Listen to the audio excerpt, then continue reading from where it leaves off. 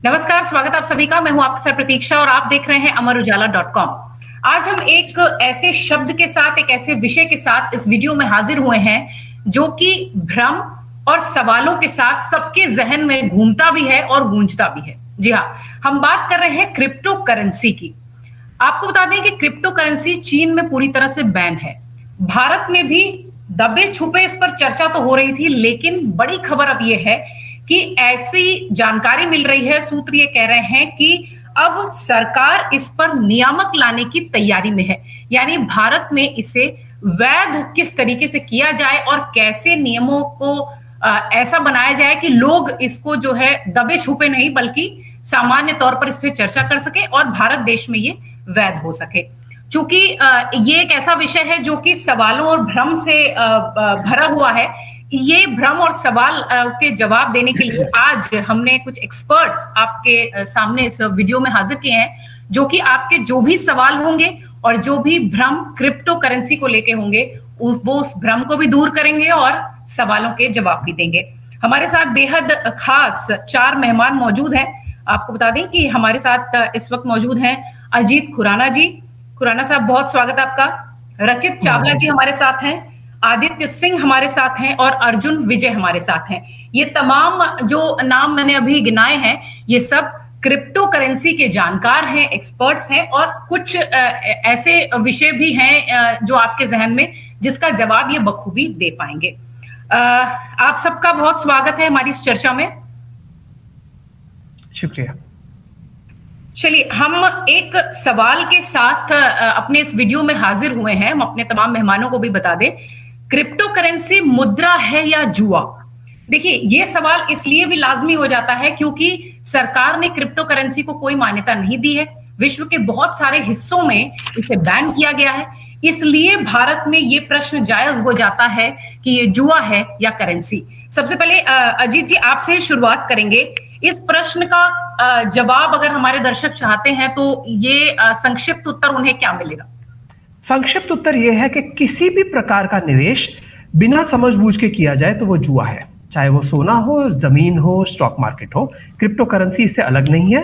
Crypto currency को जुआ की तरह से इसलिए देखा जाता है अक्सर क्योंकि ये इतनी नई चीज है कि बहुत लोगों को अब तक समझ नहीं आई, बट उन्होंने निवेश करना शुरू कर लिया। तो मेरा पर्सनल जवाब यही है कि मैं उसे ना मुद्रा समझता हूं ना जुआ, मैं उसे एक टेक्नोलॉजी समझता हूं और एक निवेश का जरिया समझता हूं। अगर आप ऐसा नहीं समझते, सिर्फ ऐसा सोचते हैं कि रातों रात अमीर हो जाओगे, तो आप जुआ खेल रहे हैं। बिल्कुल। रचित जी, इसी सवाल के साथ मैं आपके भी विचार समझना चाहूंगी क्योंकि कई विचार मिलते हैं तब शायद एक जो उलझन होती है वो सुलझ जाती है। जुए के हिसाब से देखें या इसे निवेश के हिसाब से देखें, जैसा कि अजीत जी कह रहे हैं। मैं अजीत जी के साथ बिल्कुल सहमत हूँ। उन्होंने बिल्कुल ठीक बोला कि अगर आप लैक ऑफ नॉलेज सिर्फ अपना पैसा को कुछ गुना मल्टीप्लाई करने की सोच से इन्वेस्ट कर रहे हैं तो आप डेफिनेटली जुआ खेल रहे हैं। और इसका एक सिंपल लॉजिक ये है कि एक्चुअल करेंसी जो है वो 2 बड़ी है, बिटकॉइन और इथेरियम। बट आज के टाइम पे 7,000 वर्चुअल करेंसीज लॉन्च हो गई है और मजे की बात यह है कि 7,000 करेंसीज में ट्रेडिंग हो रही है। जो बड़ी हैरानी वाली बात है कि मैक्रो करेंसी में ट्रेडिंग तो है ही है, बट जो 7,000 माइक्रो, मतलब जिसे हम स्टॉक मार्केट में स्मॉल कैप कहते हैं, उसका भी एक छोटा वर्जन में भी ट्रेडिंग बहुत हो रही है। तो मुझे लगता है जो लोग आंखें बंद करके सिर्फ उसमें निवेश कर रहे हैं इस सोच से कि भाई रातों रात 10 गुना होएगा, हम एग्जिट कर जाएंगे, वो डेफिनेटली जुआ है। अपने पैसे को बड़े संभाल के ध्यान से यूज करें। और जो भी व्यक्ति अपनी नॉलेज को इस्तेमाल कर रहा है और इसके एक्चुअली करेंसी के उपयोग में इस्तेमाल कर रहा है, वो डेफिनेटली जुआ नहीं है, वो एक अच्छी इन्वेस्टमेंट है एक नई एसेट क्लास के अंदर। और मैं इसमें एक और चीज ऐड करना चाहूंगा। अगर आप देखेंगे तो बिटकॉइन और इथेरियम की ही हर जगह पर बात हो रही है। हम अगर विदेशों की बात करें तो विदेशों में यही कहा जा रहा है कि हम बिटकॉइन एक्सेप्ट करेंगे, इथेरियम एक्सेप्ट करेंगे। स्मॉल करेंसीज की एक्सेप्टेंस अभी तक इतनी नहीं आई, जबकि वो एक ट्वीट के थ्रू ऊपर नीचे हो जा रहे हैं। तो वो डेफिनेटली जुआ है। बट अगर लॉजिकली आप डिजिटल करेंसी के फायदे देखेंगे और मैक्रो में इन्वेस्ट रहेंगे, लंबे समय के लिए इन्वेस्ट रहेंगे, तो वो शायद एक अच्छा नया इन्वेस्टमेंट क्लास के रूप में आप देख सकते हैं, सामने आ सकता है। बिल्कुल। क्रिप्टो इंडिया के जो संस्थापक कह लीजिए या उसके सहयोगी कह लीजिए आदित्य सिंह हमारे साथ इस वक्त मौजूद हैं। आदित्य, कितना इत्तेफाक रखते हैं आप अजीत जी और रचित जी से, जिस तरीके से वो कह रहे हैं कि अगर बिटकॉइन की बात करें तो एक ट्वीट आता है कोरोना काल से पहले और अचानक से बिटकॉइन ऐसा उछाल लेकर आता है और उसके बाद फिर वो धीरे धीरे डाउन होने लगता है। क्या नियामक लाने की आवश्यकता है या इसे जुए के एंगल से ही फिलहाल अभी भारत में देखा जा रहा है? देखिए, अगर जुआ की बात करें तो जुआ एक ऐसी चीज़ है जो लक के ऊपर डिपेंड करता है। एंड जब इन्वेस्टमेंट की बात आती है तो अगर आप क्रिप्टो करेंसी में इन्वेस्टमेंट करते हैं तो यहाँ पर बहुत इंपॉर्टेंट चीज़ है, जैसे अभी रचित जी ने यहाँ पर बताया कि 7,000 क्रिप्टो करेंसी मार्केट में है, वो डेफिनेटली मार्केट के अंदर है। लेकिन मेनली जो क्रिप्टो करेंसी है जिनका अगर आप देखेंगे एक तरह से जिनको काफ़ी जगह पे उनका अडॉप्शन हो रहा है, रेगुलेशन उसकी करी जा रही है, वो यहाँ पर बिटकॉइन या फिर इथेरियम, यहाँ पर ये 2 क्रिप्टो करेंसी है।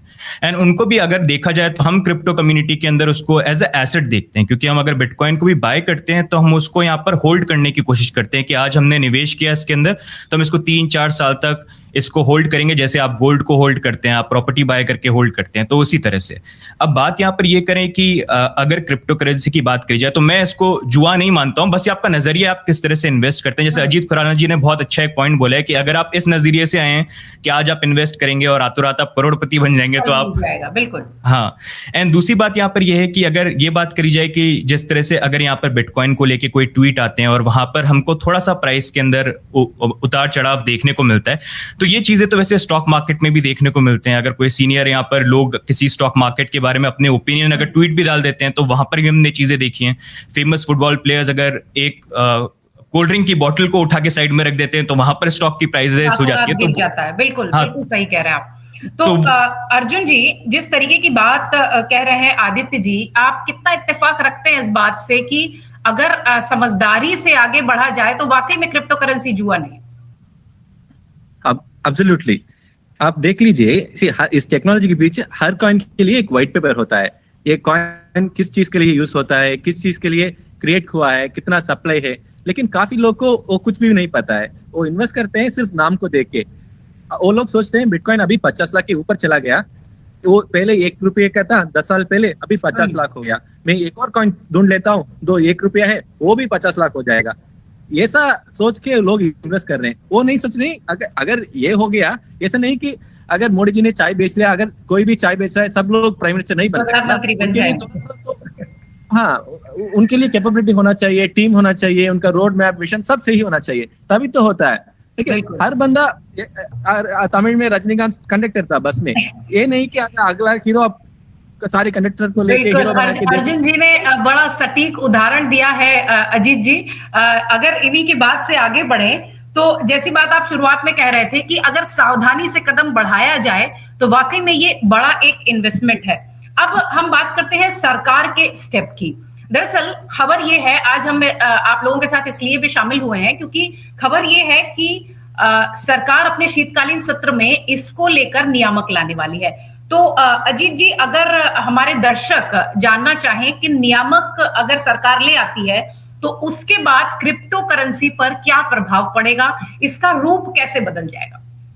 सबसे पहले मैं दर्शकों को यह कहना चाहूंगा कि जो नियामक आने की बात हो रही है, ये क्रिप्टो करेंसी की जो इंडस्ट्री है इनकी मांग रही है। ऐसा नहीं है कि क्रिप्टो करेंसी वाले कह रहे थे कि हमें नियंत्रण नहीं चाहिए और सरकार करिए, नहीं हम आ रहे हैं। हम कब से, मैं खुद अरुण जेटली जी और पीयूष गोयल जी जो फाइनेंस मिनिस्टर रह चुके हैं, उनके फाइनेंस मिनिस्ट्री के टाइम फाइनेंस मिनिस्ट्री में मैंने खुद प्रेजेंटेशन दी है और उनको कहा है ये हमारी मांग है। पर आपका जो सवाल है कि भारतवर्ष में क्या होगा अगर ऐसा हो जाए, तो बहुत साधारण सी बात है। इस समय सब लोग कह रहे हैं, पूरी दुनिया, मतलब पूरा देश कह रहा है, सरकार भी कह रही है कि हम किसी तरह से रोक नहीं करेंगे, बैन नहीं करेंगे। मगर साथ ही साथ दूसरी तरफ ये भी कहा जा रहा है कि हम काफी नियंत्रण लाएंगे। तो कभी कभी ऐसा हो जाता है, जैसा कि भारत में पहले के रेगुलेशंस में देखा गया है कि हालांकि रोक नहीं आती, बट जिस तरह के नियंत्रण आते हैं उनमें रोक के बराबर की बात आ जाती है। तो पहला तो मैं चाहूंगा कि ये ना हो। अगर ये ना हो और हम कंज्यूमर प्रोटेक्शन, ग्राहक को प्रोटेक्ट करने के लिए कोई भी स्टेप्स ले तो वो बहुत उनका स्वागत होगा।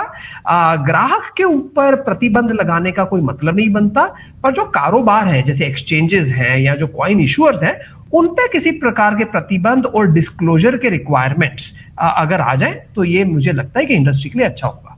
बिल्कुल अच्छा होगा। रचित जी, जैसा कि अजीत जी कह रहे हैं कि बहुत ज्यादा सरकार का जो दबाव होता है या हस्तक्षेप होता है वो ग्राहकों के लिए नहीं होना चाहिए, लेकिन सरकार के पास ये पक्ष होता है कहने के लिए कि धोखाधड़ी से बचने के लिए शायद हम इस तरीके की चीजें करते हैं।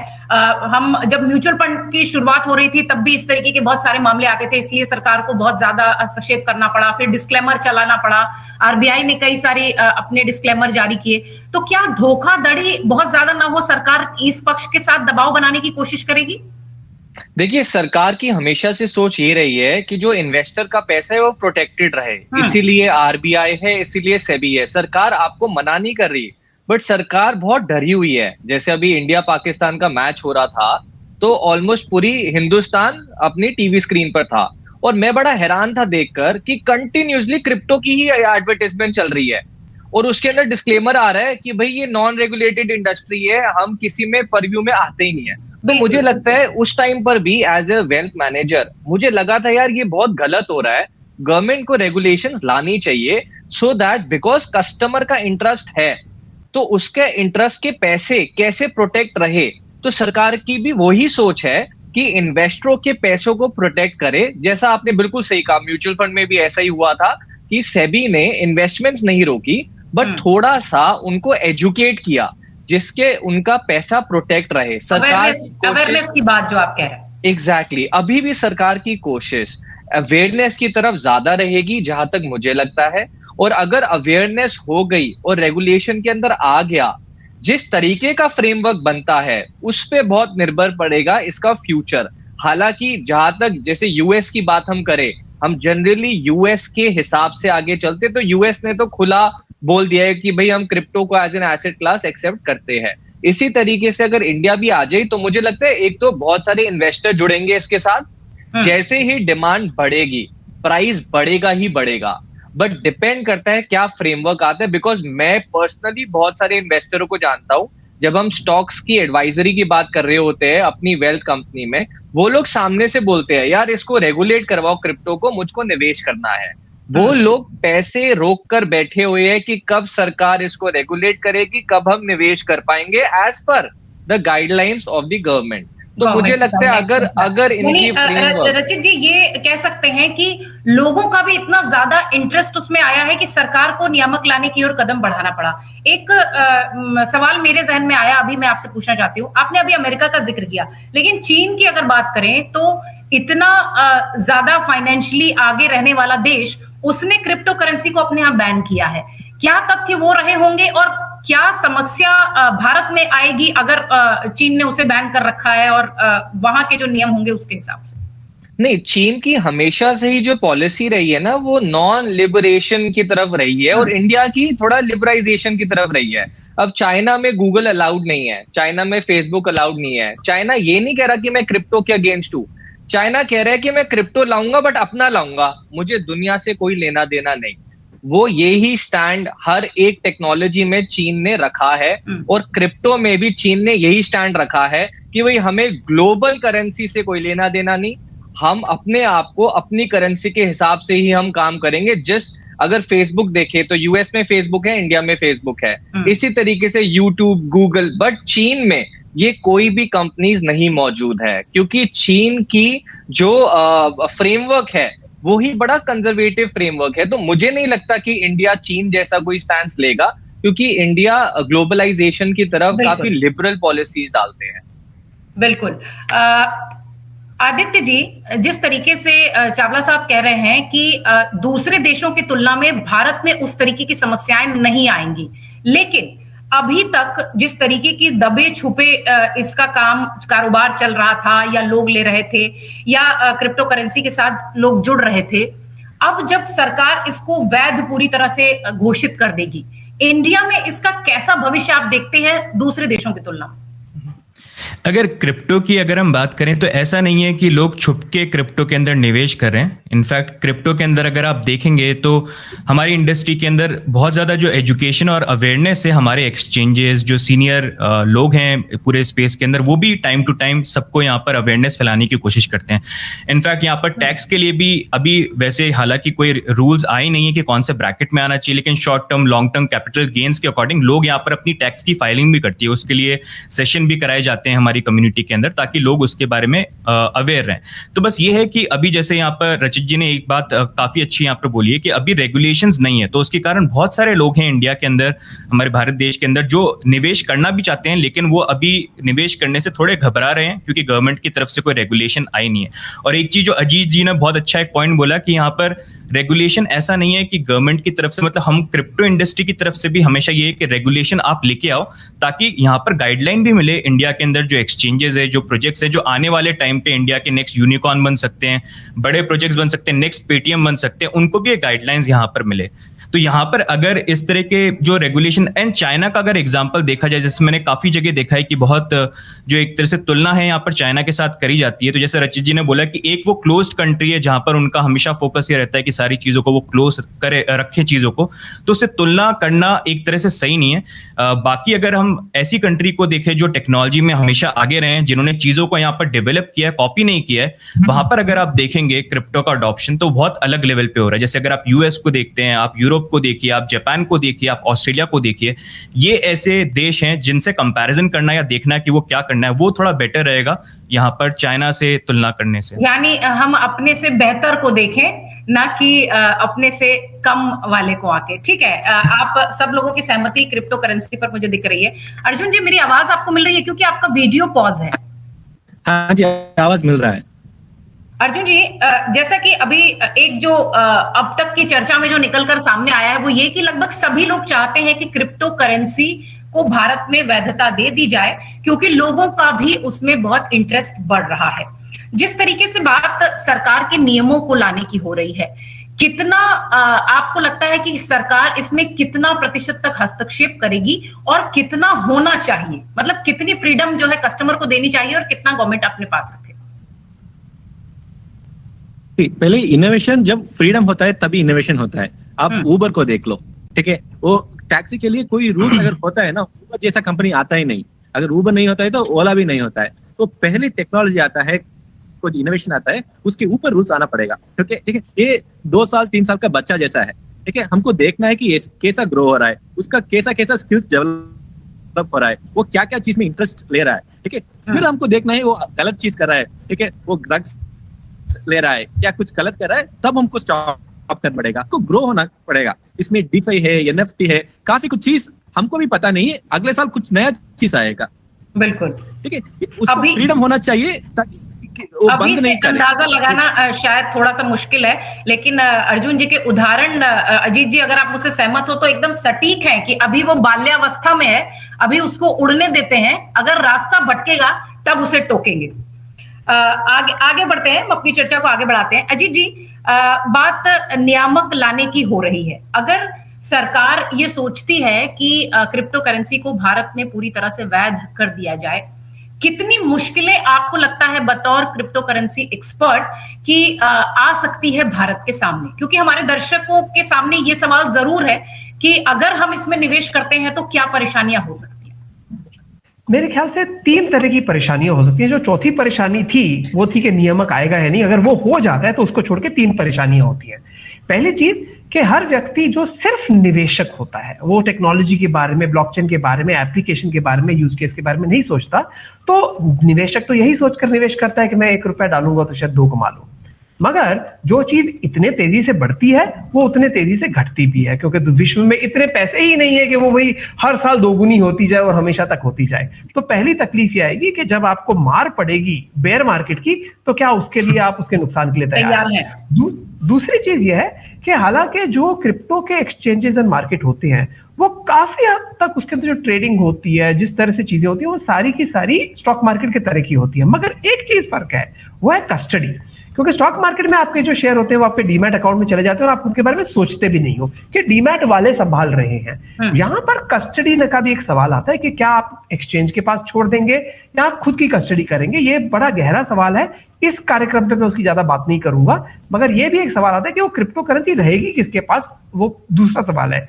तीसरी चीज ये है कि हालांकि बिटकॉइन और इथेरियम सबसे बड़े हैं, बिटकॉइन तो सबका सबसे बड़ा है, मगर जो लोग चाहते हैं कि बड़े तेजी से पैसे बढ़े, ठीक उसी तरह जो कि स्टॉक मार्केट में भी लार्ज कैप्स में इन्वेस्ट नहीं करते बट के medium mid caps micro caps तक नैनो कैप्स तक पहुंच जाते हैं कि छोटी छोटी कंपनी में डालो पैसे जो बड़ी तेजी से बढ़े, तो इसमें भी लोगों का यही सोच रहती है कि चलो हम ऐसा छोटे छोटे कॉइन में इन्वेस्ट करें। तो छोटे कॉइन में इन्वेस्ट करते हैं तो ऐसा हो सकता है कि वो कॉइन कल गायब ही हो जाए, कीमत गिरना तो दूर की बात है। तो ये सारी चेतावनियां मैं आपके दर्शकों को जरूर देना चाहूंगा कि देखो कहीं भी ना ऐसा कोई सोने की खान नहीं निकल आती, क्रिप्टो करेंसी में भी नहीं निकल आती। हाँ, ये चूंकि ये नया निवेश का तरीका है तो यहाँ पर जो आपके पास जो आपके पास अपॉर्चुनिटी है वो शायद बड़ी अपॉर्चुनिटीज हैं। आप अगर अर्ली समझ जाए, दूसरे लोगों से पहले समझ जाए तो आपको ज्यादा मुनाफा हो सकता है, मगर सोच समझ के करोगे तो ही, नहीं तो आपको दूसरों से ज्यादा नुकसान भी उठाना पड़ सकता है। आप सब देख रहे हैं अमरुजाला.com। अभी जो हमारे साथ दर्शक जुड़े हैं उनको बता दें कि क्रिप्टो करेंसी का भारत में क्या अस्तित्व है, क्या भविष्य है और इसकी क्या संभावनाएं हैं। इसी को लेकर आज हम अपने तमाम एक्सपर्ट्स के साथ आप सबके सामने हाजिर हुए हैं। हम अपनी चर्चा को आगे बढ़ाते हैं।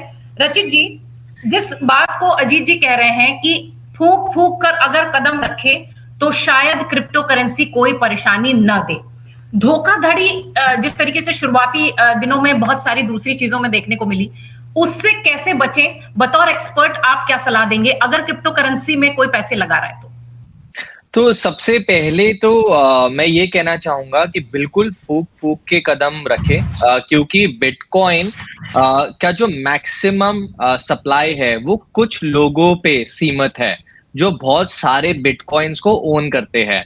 तो हमेशा हमेशा हमें ये सोचे रखना चाहिए कि कल को अगर वो बेचने पर आ गए तो क्या होएगा। सारा डिमांड एंड सप्लाई से चलता है। एक तरीके हमारे पास एक तरफ सप्लाई है, एक तरफ डिमांड है। जिस दिन सप्लाई ज्यादा हो गई प्राइस गिरेगा ही गिरेगा। तो बड़े कॉशन, बड़े सोच समझकर धीरे धीरे आप आगे बढ़िए। इसमें भी बिटकॉइन में भी अगर आप SIP करना चाहे लंबे समय के लिए तो मुझे लगता है ज्यादा आपको नुकसान नहीं होएगा, क्योंकि बिटकॉइन इथेरियम थोड़ी मैच्योर क्लास बन चुका है। सेकेंडली, जहां तक आपका सवाल है, मेरा राय ये है कि आपके दर्शकों को हमेशा एक ब्रांडेड कंपनी के थ्रू निवेश करना चाहिए, क्योंकि इस इंडस्ट्री में ना बड़े सारे ब्रोकर्स और बड़े छोटे छोटे प्लेटफॉर्म्स भी आ गए हैं। तो मैं नहीं सही समझता कि उन छोटे प्लेटफॉर्म पर आप इन्वेस्ट करें, क्योंकि उसमें हमेशा रिस्क ये रहता है कि हो सकता है कल को वो प्लेटफॉर्म ही गायब हो जाए। जैसे अजीत जी ने क्रिप्टो गायब होने की बात करी, बहुत बार हमने शेयर मार्केट में भी ये देखा है कि बीच में जो ब्रोकर होते हैं एज अ कस्टोडियन, आपसे वो पैसा ले लेते हैं बट वो स्टॉक में निवेश नहीं करते और बीच में गायब हो जाते हैं।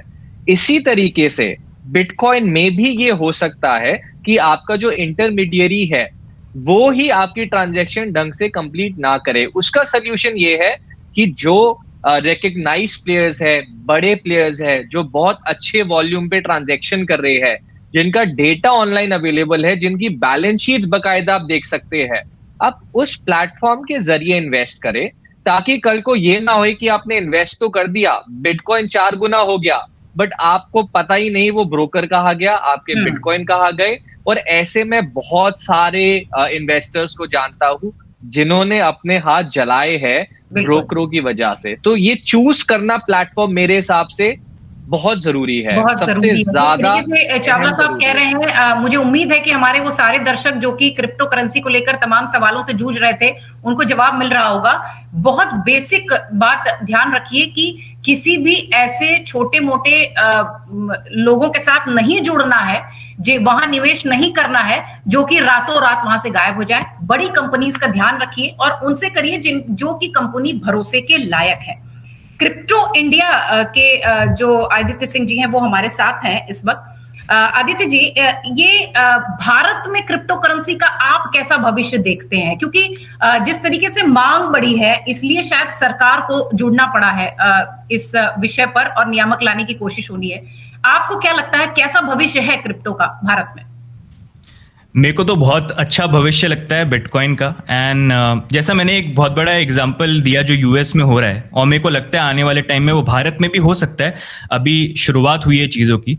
जैसे अभी यूएस में देख रहे हैं तो वहां पर बिटकॉइन के अंदर आप इन्वेस्टमेंट कर सकते हैं। बड़ी बड़ी कंपनीज हैं जो ऑप्शन दे रही हैं, लेकिन अब वहां पर बैंक्स भी आ रहे हैं जिसके लिए वहां पर जो गवर्नमेंट की अथॉरिटीज हैं, रेगुलेटर्स हैं, वो उसके ऊपर ये डिसीजन ले रहे हैं कि क्या यहाँ पर हमको बैंकिंग के अंदर भी बिटकॉइन का ऑप्शन देना चाहिए कि नहीं। जैसे आप गोल्ड को अपने बैंक के अंदर रखते हैं कस्टडी की तरह, आप बाय सेल कर सकते हैं, तो वैसी ऑप्शन जो है वहां पर यूएस के अंदर बैंक्स में देख रहे हैं। यही सेम चीज अगर आप देखेंगे तो ऑस्ट्रेलिया के अंदर आई थिंक फर्स्ट लार्जेस्ट या सेकंड लार्जेस्ट बैंक है, वो भी ये सेम ऑप्शन यहाँ पर देख रहे हैं। तो भविष्य बिटकॉइन का डेफिनेटली यहाँ पर बहुत अच्छा है, और ये कि ऐसा एसेट है जो आने वाले हमको सालों के अंदर भी यहाँ पर दिखेगा। तो और इनफैक्ट इंडिया में पहली बार अगर टेक्नोलॉजी में देखे जाए तो हम ऐसे एक दौर में है जहां पर इंडिया के अंदर भी ऐसे बहुत सारे क्रिप्टो करेंसी प्रोजेक्ट्स आ रहे हैं, कंपनीज आ रहे हैं जो बहुत अच्छे डेवलपमेंट कर रहे हैं, बहुत अच्छी चीजें यहाँ पर इनोवेट कर रहे हैं। तो पहली बार हमारे पास भारत के पास ये चांस है कि इस टेक्नोलॉजी के अंदर जो नई नई चीजें हैं वो हम डेवलप करें और रेस में सबसे आगे रहें। तो ये अच्छी अपॉर्चुनिटी है। अगर रेगुलेशन आता है, गाइडलाइन आता है, तो यहाँ पर जो नए एंटरप्रेन्योर्स हैं जो नई चीजों को बिल्ड करना चाहते हैं, नई नेक्स्ट बिग पेटीएम या बड़ी कंपनीज बनाना चाहते हैं इंडिया के अंदर, उनको भी ऑप्शन मिले और वो भी इस पूरे स्पेस को एक्सप्लोर करें। बिल्कुल। अगर क्रिप्टो करेंसी को भारत में वैधता मिल जाती है, नियामक आ जाता है, तो उसका भविष्य अच्छा ही होगा, ऐसा आदित्य सिंह जी कह रहे हैं। अर्जुन जी, कितना इत्तेफाक रख रहे हैं आप? क्या भारत में क्रिप्टो करेंसी के आने के बाद उसका भविष्य वाकई सुधरेगा और हमारी जो इंडस्ट्री है वो और बूम करेगी क्योंकि एंटरप्रेन्योर्स बढ़ेंगे? आप म्यूट पर है शायद। आप इंडिया को देख लेंगे कि कितना आईटी लोग हैं। We are IT capital of the world, ठीक है। टेक्नोलॉजी जल्दी समझ के नया प्रोडक्ट बनने का चीज है। हम अभी तो सर्विस ओरिएंटेड इंडस्ट्रीज में फोकस दे रहे हैं, अभी इसके बाद प्रोडक्ट ओरिएंटेड कंपनीज में फोकस आएगा। इसमें अभी 10 साल हुआ इंडस्ट्री है, इसमें कोई बहुत आगे नहीं है। अगर आप इंटरनेट के देखेंगे तो 20 साल हेड स्टार्ट था सिलिकॉन वाली कंपनीज को। इसीलिए आप फोन को ओपन करेंगे ना, जो भी कंपनीज आपको दिख रहे हैं सब एप्लीकेशन विदेशी कंपनी का है। अगर अभी हम शुरू कर सकते हैं, अभी भी इतना लेट नहीं हुआ है, हम बहुत प्रोडक्ट्स क्रिएट कर सकते हैं ताकि India can rule the crypto world, ठीक है। लेकिन इसके लिए वो रेगुलेशंस फ्रीडम देना पड़ेगा। डीफाई में एक्सपेरिमेंट करने के लिए थोड़ा सा गैप होना चाहिए। लाइक अजीत जी ने पहले ही बोला, बहुत स्ट्रिक्ट बना के सिर्फ ये करना है, ये नहीं करना है, सिर्फ ये करना है, इतना बहुत रेस्ट्रिक्शन होगा तो ये इनोवेशन नहीं आएगा। तो गवर्नमेंट सोच समझ के जितना फ्रीडम देना है उतना फ्रीडम देना है, लेकिन गलत चीज 1% भी अलाउ नहीं करना है, ठीक है। उसका ट्रांजैक्शन मॉनिटरिंग बहुत स्ट्रिक्ट करना है, और एक्सचेंजेस में रेगुलेशन बहुत तगड़ा होना चाहिए, जैसे रचित जी ने भी बोला, क्योंकि एक्सचेंजेस बैंक जैसा है। आप स्टॉक मार्केट को भी देखो, बैंक को भी देख लो। 100 साल पहले, 150 साल पहले कोई रेगुलेशन नहीं था, काफी ऐसा प्रॉब्लम वहां पे भी था। जैसा सेबी, जैसा बैंक के लिए रेगुलेशंस आया, अभी आप देखेंगे बैंक बहुत ट्रस्टेड प्लेसेस हो जाता है। शेयर मार्केट बहुत ट्रस्टेड प्लेसेस है। अगर आप आईपीओ लॉन्च करना है, ये सब प्रोसेस फॉलो करना है, रेड हेरिंग प्रोस्पेक्टस रिलीज करना पड़ता है, वो अपने पूरा डेटा देना पड़ता है पब्लिक को, तभी परमिशन मिलता है, फिर वो लॉन्च करते हैं। ये सब प्रोसेस तभी शायद अर्जुन जी, तभी शायद भरोसा भी बढ़ेगा। अजीत जी, एक सवाल मेरे जहन में आया है जो कि मैं अर्जुन जी के सवाल से ही थोड़ा सा आगे बढ़ूंगी। ये आमतौर पर क्रिप्टो करेंसी जो है वो डिजिटल पैसा है, आप इसे छू नहीं सकते, बस आप इसे रख सकते हैं, है ना, एक डिजिटल रूप है। क्या अगर हम बॉन्ड्स की तरह, गोल्ड्स की तरह, म्यूचुअल फंड्स की तरह इसे बैंक्स को प्रोवाइड करने के लिए दें, या जैसा कि अर्जुन जी कह रहे हैं कि उसके आईपीओज निकालें, तो क्या लोगों का भरोसा और बढ़ेगा? क्योंकि दूसरे देशों में इस क्रिप्टो करेंसी के साथ धोखाधड़ी के इतने ज्यादा मामले सामने आए हैं कि बहुत सारे लोगों को डर भी है। देखिए, इंडिया छोड़कर माल्टा, ऑस्ट्रेलिया और सिंगापुर में मेरा अनुभव रहा है सरकारों से डील करने में क्रिप्टो करेंसी के लिए। कई जगह पे हमने उन्हें एडवाइस भी दिया है। तो मेरा ये मानना है कि जिस तरह से फाइनेंशियल एक्शन टास्क फोर्स यानी FATF और G20 ग्रुप ऑफ 20 नेशंस की रेगुलेशंस एंड पॉलिसीज आ रही हैं, तो क्रिप्टो एक्सचेंजेस जो है वो किसी प्रकार के बैंक ही बनते नजर आ रहे हैं उन रेगुलेशंस के अंतर्गत। क्या इंडिया के जो आएंगे नियामक उसमें भी ऐसा होगा, ये बोलना मुश्किल है, मगर मैं इस बात से पूरी सहमति रखता हूं कि जो बैंक की इन्होंने बात कही उससे तो मैं पूरी तरह सहमत हूं। जहां पे वो आईपीओ की बात कह रहे हैं तो मैं समझता हूं कि क्रिप्टो करेंसी को पूरी तरह हम शेयर नहीं बना देना चाहते। क्रिप्टो करेंसी का एक मूल कैरेक्टर होता है जिसे कहते हैं लोकतांत्रिक, वो डेमोक्रेटाइज्ड एसेट है। जबकि आप देखेंगे शेयर मार्केट जो है वो उस तरह की डेमोक्रेटाइज नहीं है। तो ये ना सोचते हुए कि भाई जो क्रिप्टो कॉइन्स होते हैं, टोकन्स होते हैं, उनको भी बिल्कुल शेयर की तरह नियंत्रण करो, उसकी तरह जो क्रिप्टो के जो मूल कैरेक्टर्स है उसके हिसाब से हो, शेयर्स अपनी तरफ से होंगे। जैसे शेयर्स और बॉन्ड्स के भी रूल अलग होते हैं, राइट, इंश्योरेंस के रूल अलग होते हैं, म्यूचुअल फंड के रूल अलग होते हैं। तो मुझे लगता है कि पूरे रूप से क्रिप्टो का जो हमारा देश बहुत शुभ मुहूर्त पे बैठा है, क्योंकि इस समय पर वो रेगुलेशंस लाने वाला है। तो उसको अगर हमें उस बच्चे को बड़ा होने देना है तो उसी तरह से होगा, जबकि उसको अपने रुचियों के हिसाब से बढ़ने दिया जाए। बिल्कुल। रचित जी, जैसा कि अजीत जी कह रहे हैं, मुझे ऐसा लग रहा है कि हमारी इस चर्चा में लगभग सभी लोग इस बात से इत्तेफाक रखते हैं कि अब फटाफट सरकार को नियामक ले आना चाहिए और क्रिप्टो करेंसी को भारत पे वैधता दे देनी चाहिए। जो बात अजीत जी कह रहे हैं कि दोनों की जो प्रकृति है, दोनों का जो नेचर है, चाहे बॉन्ड्स हो, चाहे आईपीओ हो, चाहे शेयर मार्केट हो, वो क्रिप्टो करेंसी से बिल्कुल अलग है। आप इसे कैसे देखते हैं? देखिए, डेफिनेटली डिजिटल एसेट है क्रिप्टो करेंसी, बट मैं इसको एज अ वेल्थ मैनेजर मैं इसको एक एसेट क्लास के तरीके से देखता हूँ। डेफिनेटली ये एसेट क्लास है। मैं 2016 से बोले जा रहा हूँ कि अगर आपकी नेटवर्थ 100 रुपया है और इसके मैक्रो बिटकॉइंस, इथीरियम और मेन बिटकॉइन जो है मैक्रो कॉइन्स, उसमें अगर आप अपनी नेटवर्थ का 1% डालते हैं, यानी सिर्फ 1 रुपया डालते हैं, तो मुझे उसमें कोई हर्ज नहीं लगता, कोई डाउनसाइड नहीं लगती, कोई रिस्क नहीं लगती। अगर कल को रेगुलेशन आ जाती है, मुझे लगता है ये definitely as an asset class ही माना जाएगा। जैसे हम बॉन्ड्स में निवेश करते हैं, जैसे हम स्टॉक्स में निवेश करते हैं, उसी तरीके से सबको ये लगेगा ठीक है ये रिकग्नाइज्ड एसेट है, क्योंकि अभी तो बड़ी ज्यादा एम्बिग्युइटी है, कंफ्यूजन भी बहुत ज्यादा है। जैसे मैंने आपको बोला, बहुत सारे लोग वेट कर रहे हैं कि रेगुलेशन आएगी तो वो इसको इन्वेस्ट करेंगे। इसी तरीके से रेगुलेशन अगर कंज्यूमर के फ्रेमवर्क में आती है, एक अच्छी गाइडलाइन आती है, डेफिनेटली मुझे लगता है ये एक नया डिजिटल एसेट क्लास बनकर आएगा, जिसके बहुत फायदे भी है। सपोज आप ग्लोबलाइज पेमेंट कर सकते हैं इसके जरिए, आप 1 सेकंड में पेमेंट कर सकते हैं, जबकि अभी पेमेंट करना बहुत डिफिकल्ट चैनल्स के थ्रू जाना पड़ता है और बड़ा समय भी लगता है, वेयरएज बिटकॉइन में 1 सेकंड लगता है। तो ये सिर्फ डिजिटल करेंसी के साथ साथ मुझे लगता है इसके अपने ही बहुत सारे फायदे हैं। मास अडॉप्शन जिस दिन हो गई, फ्रेमवर्क आ गया, इन्वेस्टर्स डेफिनेटली निवेश करेंगे और अपने एक एसेट क्लास का पार्ट रखेंगे, क्योंकि ये करेंसी ऐसी करेंसी है जो इन्फ्लेशन को खुद हेज कर रही है। आप देखते हैं यूएस, इंडिया की करेंसी फ्लक्चुएट हो रही है। बिटकॉइन अगर ग्लोबली एक्सेप्ट हो गया तो ये एक पहली इन्फ्लेशन प्रूफ करेंसी भी हो सकती है, जो आपको बिल्कुल स्ट्रेस नहीं हो रहा, एब्रॉड की करेंसी के हिसाब से ऊपर नीचे वॉलेटाइल होएगी, बट आपको स्टेबलाइज कर आपको रिटर्न देगी। बिल्कुल।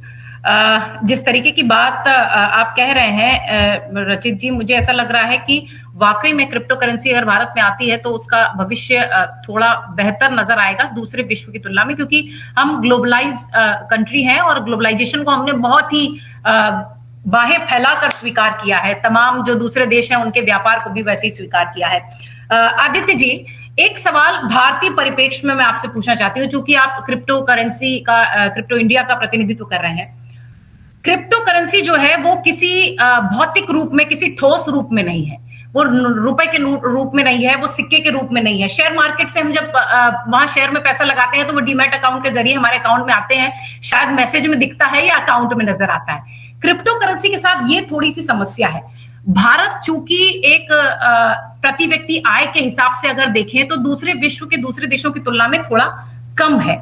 कितनी मुश्किलें भारत में आएंगी इस क्रिप्टो करेंसी को लेकर, इस संदर्भ में जो मैं आपसे पूछ रही हूँ कि क्रिप्टो करेंसी डिजिटल है, उसको मतलब छू नहीं सकते, उसको लेके? हाँ, मतलब इस एंगल में कि वो आपके उसको लोगों को भरोसा दिलाना, क्योंकि अगर भारत के संदर्भ में बात करें तो प्रति व्यक्ति आय कम है, मिडिल क्लास के लोग ज्यादा हैं, उन्हें कैसे जो है इससे जोड़ा जाएगा? मैं एक सबसे, जैसे अगर हम बात करें कि क्रिप्टो में जब निवेश करते हैं ना, तो एक बहुत बड़ा जो एक मिसकंसेप्शन है वो काफ़ी ज़्यादा ये है कि क्रिप्टो में जो निवेश कर रहे हैं वो ऐसे लोग कर रहे हैं जो ऑलरेडी हायर मिडिल क्लास हैं या जिनके पास बहुत पैसे वाले, लेकिन ऐसा बिल्कुल नहीं है। मैं कम्युनिटी में डायरेक्टली बहुत लोगों के साथ टच में हूँ। छोटे छोटे गाँव से लोग हैं जहाँ पर कोई अपनी वेजिटेबल की दुकान चला रहा है, कोई फल बेचने की दुकान चला रहा है, किसी की छोटी सी अपनी शॉप है, और वो भी क्रिप्टो के अंदर यहाँ पर निवेश कर रहे हैं। तो लोग जो है वो अंडरस्टैंड कर रहे हैं, जैसे जैसे धीरे धीरे यहाँ पर अवेयरनेस बढ़ रही है, एंड वो अवेयरनेस ही एक इंपॉर्टेंट चीज़ है जो सामने यहाँ पर आनी चाहिए। आज के डेट में अगर आप देखेंगे, आप पेटीएम के अंदर भी आप पैसे रखते हैं, आप IMPS के अंदर भी ट्रांसफर करते हैं, आप UPI को भी यूज करते हैं, तो वहां पर भी पैसे जो होते हैं वो डिजिटल होते हैं, आप उसको छू नहीं सकते हैं, लेकिन फिर भी आप वो ट्रांसफर करते हैं। तो उसी तरह से एक तरह से यहाँ पर क्रिप्टो काम करता है, बस यहाँ पर एक कोई मिडिल मैन जो है वो नहीं है। जैसे यहाँ पर बैंक होते हैं वैसे बैंक नहीं है, यहाँ पर पूरी एक पब्लिक की ब्लॉकचेन है जहां पर पूरी पब्लिक मिलकर इसको यहाँ पर चलाती है। तो यहाँ पर जितना हमको लगता है, यहाँ पर काफी लोगों को आइडिया है इसके बारे में कि क्रिप्टो करेंसी कैसे काम करता है, बस उसको ये है कि उसके बारे में अवेयरनेस जो है वो फैलाने की जरूरत और ज्यादा है। वो एक चीज है। जैसे म्यूचुअल फंड को लेकर पहले बड़ा भ्रम था लोगों में, बट अब RBI ने उसके लिए इतनी ज्यादा प्रचार और बाकी चीजें शुरू की है कि अमिताभ बच्चन भी जो है अपने कई सारे कार्यक्रमों के दौरान में बीच बीच में म्यूचुअल फंड के लिए सचेत करते रहते हैं। अर्जुन जी, जो बात अभी तक क्रिप्टो इंडिया के आदित्य जी कह रहे हैं कि शायद भारत में इस तरीके की समस्याएं नहीं आएंगी, गांव खेड़े से भी लोग जुड़ेंगे, ग्रामीण क्षेत्र की अधिकता होने के नाते भारत में क्या जिस तरीके के धोखाधड़ी के मामले सामने आते हैं, कई बार KBC से लेके म्यूचुअल फंड से लेके हम बैंक से बोल रहे हैं, हम ATM से बोल रहे हैं, मतलब तमाम इस तरीके के जो धोखाधड़ी के मामले आते हैं, क्या यहाँ पर क्रिप्टो करेंसी के साथ भी शुरुआती दौर में इस तरीके की समस्याएं नजर आएंगी? आपकी आशंका के तहत आप क्या सोचते हैं? जरूर होगा, लेकिन आप देख लीजिए पिछले 5 साल में जियो आने के बाद कितना लोग व्हाट्सएप यूज करते हैं, कितना digital India actually last 10 years में हो गया।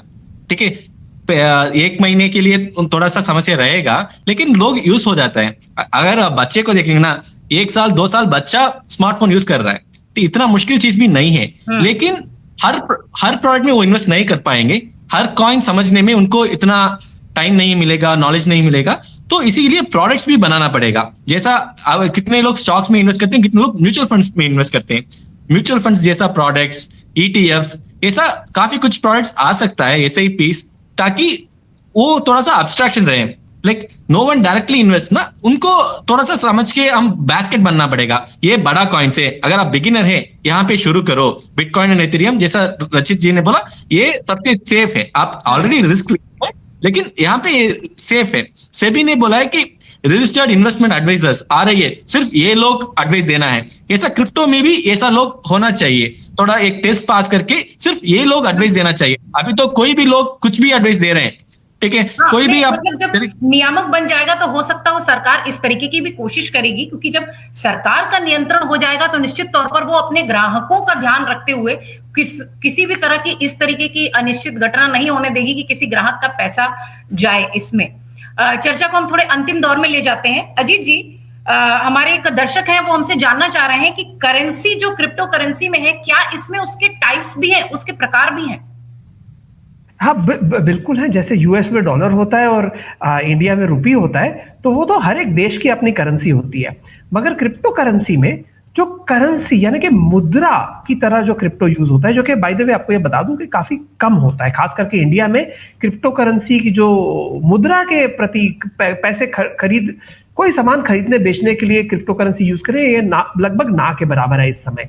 मगर अगर आप देखें, बिटकॉइन की हम बात कर चुके हैं, इथेरियम की हम बात कर चुके हैं, पहले तो ये अलग करेंसीज हैं, ये अलग तेजी से इनका भाव बढ़ता और घटता है, मगर साथ ही साथ ये किस तरह ट्रांसफर की जाती है, इनको वॉलेट किस प्रकार के होते हैं, ये अगर एक व्यक्ति से दूसरे व्यक्ति के पास जानी है तो किस प्रकार से जाती है, इनमें भी थोड़ा फर्क होते हैं। इस समय विश्व में, रचित जी ने तो 7,000 का नंबर दिया, लेकिन मेरे हिसाब से लगभग 14,000 क्रिप्टो करेंसीज हैं। ऐसी क्रिप्टो करेंसीज जिनमें कम से कम पिछले 1 महीने में एक ट्रांजैक्शन हुई हो, लगभग 14,000 है। मगर उन 14,000 की जो टोटल कीमत आप देखें, उसमें से लगभग 65% तो बस बिटकॉइन और इथेरियम को मिला के हो जाती है, और अगर आप टॉप के 20 देखें तो लगभग वो 95 से 99% तक पहुंच जाते हैं। तो यानी क्रिप्टो करेंसी का जो भविष्य है वो भारत में ये जो एक्सपर्ट्स हैं इनके हिसाब से उज्जवल जरूर है, लेकिन इन एक्सपर्ट्स की एक बहुत बड़ी सलाह आपको ये है कि बिना सोचे बिना समझे पैसों का निवेश ना करें। रचित जी, सरकार नियामक लाने की तैयारी में है। हम शुरुआत से इस विषय पे चर्चा कर रहे हैं कि बहुत ज्यादा सरकार का दबाव नहीं होना चाहिए। जैसा कि अर्जुन जी ने भी कहा कि वो बढ़ता बच्चा है, उसे भी छोड़ देना चाहिए, जब रास्ता भटकेगा तब उसे चपत लगाई जाएगी। आपको क्या लगता है कि कैसे जो है सरकार के कुछ ऐसे नियम हो जिससे कि जो ग्राहक है उन्हें ज्यादा से ज्यादा फायदा मिल सके? एक सुझाव के तौर पर।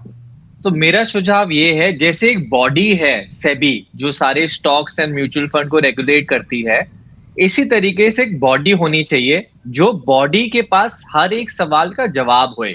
अभी फिलहाल क्या है, जो इंडस्ट्री लीडर्स है उन्हीं के पास जवाब है, गवर्नमेंट के पास जवाब नहीं है, क्योंकि गवर्नमेंट के लिए भी एक ये नया इन्वेस्टमेंट व्हीकल है।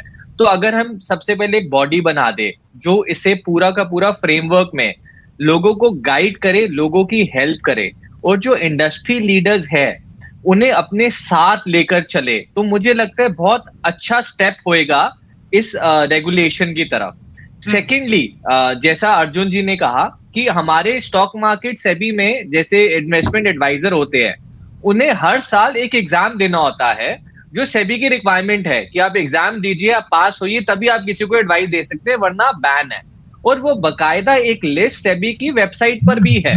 इसी तरीके से जो भी क्रिप्टो की बॉडी होएगी उसे एक ग्रुप ऑफ लोगों को ही अथॉरिटी होनी चाहिए उस विषय पे बात करने की या किसी को सलाह देने की, क्योंकि उसमें सलाह देने का जो चांस है वो अच्छा हो जाता है। जब सलाह अच्छी होएगी तो ऑटोमेटिकली जो कंज्यूमर है उसके साथ रिजल्ट भी अच्छा ही होएगा, और अगर रिजल्ट अच्छा होएगा तो एक अच्छे नंबरों से, एक अच्छे आंकड़ों से इसमें इन्वेस्टमेंट्स भी बढ़ेगी और ये इंडस्ट्री ग्रो भी होएगी। मुझे लगता है जैसे अभी हम कहते हैं म्यूचुअल फंड सही है, अगर गवर्नमेंट ने इस रेगुलेटरी फ्रेमवर्क को कंज्यूमर के बेनिफिट के लिए ढंग से बनाया, हो सकता है आने वाले कुछ सालों में हमारी नेक्स्ट जनरेशन बोले क्रिप्टो करेंसी सही है। तो इट ऑल डिपेंड्स कि कैसे वो बॉडी बनती है, कैसे उसे लीगल फ्रेमवर्क में लाया जाता है, और कैसे उन व्यक्ति को चूज करती है गवर्नमेंट जो इस विषय पे गाइडलाइंस भी बनाए और अथॉरिटी भी रखे इसे मैच्योर करने के लिए, क्योंकि ये वर्जन 1 में नहीं चलेगा, इसके बहुत सारे वर्जन होंगे।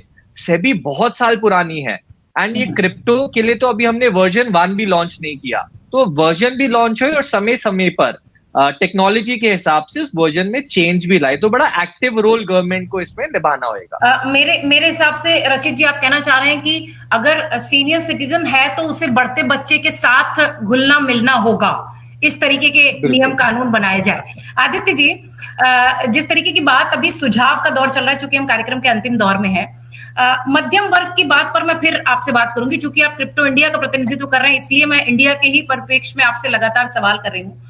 मध्यम वर्ग के संदर्भ में सरकार क्या सोचे, किस तरीके का सुझाव आप अपनी ओर से देना चाहेंगे? सरकार की तरफ से अगर देखा जाए तो एक तरीका रेगुलेशन वाइज जो एक तरीका यहाँ पर हो सकता है करंटली, वो हम ये देख सकते हैं कि अभी जो यहाँ पर एक्सचेंजेस हैं, हालांकि जितने एक्सचेंजेस हैं वो खुद अपना एक गाइडलाइन जो उसको फॉलो कर रहे हैं, केवाईसी करते हैं, डिटेल्स जो है यहाँ पर अथॉरिटी से शेयर करने के लिए हमेशा रेडी हैं। तो एक स्टैंडर्ड है जो काफ़ी यहाँ पर एक्सचेंजेस जो है उसको फॉलो करते हैं। वहीं पर अगर जो प्रॉपर गाइडलाइंस जो हैं उसके ऊपर सबसे पहले गवर्नमेंट ये रिकग्नाइज करे कि कौन सा डिपार्टमेंट हैंडल करेगा, क्या उसको करेंसी की तरह रेगुलेट करना है या उसको एसेट की तरह रेगुलेट करना है, क्या वो आरबीआई के आरबीआई के अंडर आएगा या फिर यहाँ पर सेबी के अंडर आएगा।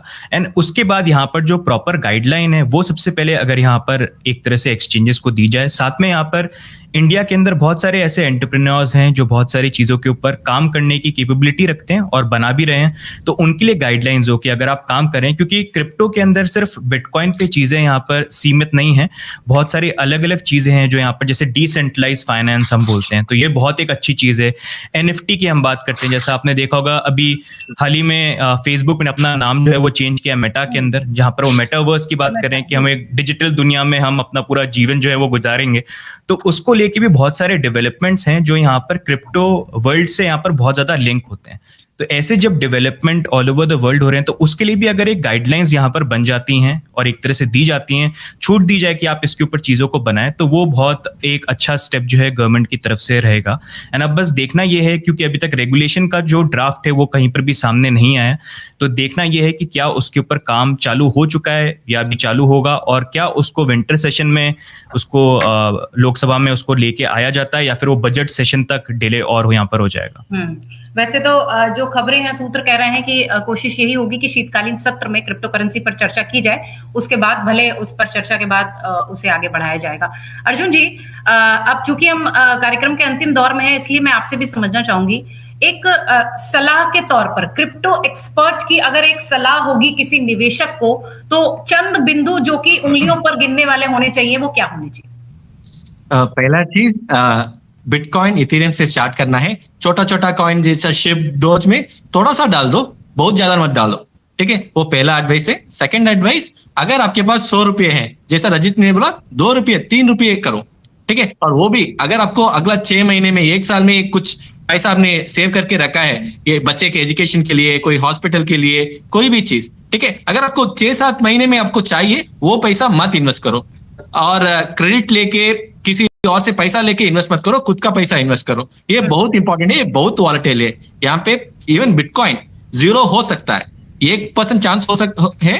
मैं क्रिप्टो में 4 साल से हूँ, 4-5 साल से हूँ, एक्सचेंज चला रहा हूँ, फिर भी मैं बोलूंगा मैं घर बेच के पूरा पैसा क्रिप्टो में डालने वाला नहीं हूँ, ठीक है? इसमें रिस्क है, सोच समझ के इन्वेस्ट कर दीजिए। और अगर आपने इन्वेस्ट करना शुरू कर दिया, साथ में लर्निंग भी शुरू कर दीजिए, क्योंकि नया नया चीज आ रहा है। अगर थोड़ा सा भी आपको ज्यादा नॉलेज है ना, आप बाकी क्रिप्टो इन्वेस्टर से आप ज्यादा अच्छा कर सकते हैं, ठीक है? आप नॉलेज बढ़ाते जाइए। अगर डीफाई पे समझ लो, एनएफटी, मेटा, ये कैसा क्रिप्टो मार्केट को चेंज होगा, वर्ल्ड को कैसा चेंज करने वाले, ये आप समझेंगे ना, आप अच्छा तरह से इन्वेस्ट कर सकते हैं और अच्छा खासा प्रॉफिट बना सकते हैं।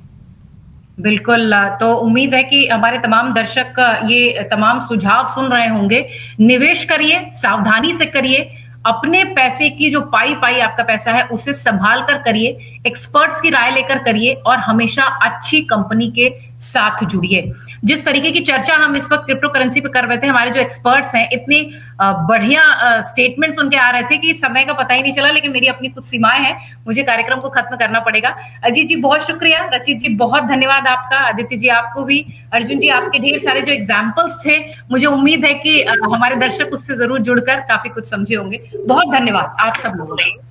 धन्यवाद। तो हमारी यह उम्मीद है इस वीडियो के जरिए कि क्रिप्टो करेंसी को लेकर जो भी आपके भ्रम थे, जो भी समस्याएं थी, जो भी आपके सवाल थे, वो सारे दूर हुए होंगे। और निश्चित तौर पर अगर सरकार नियामक ले आती है तो क्रिप्टो करेंसी का भविष्य, जैसा कि एक्सपर्ट्स बता रहे हैं कि भारत में अच्छा हो सकता है, तब जब आप सावधानी बरतें, तब जब आप उसके बारे में जानकर ही उसमें निवेश करें। फिलहाल इस वीडियो में इतना ही।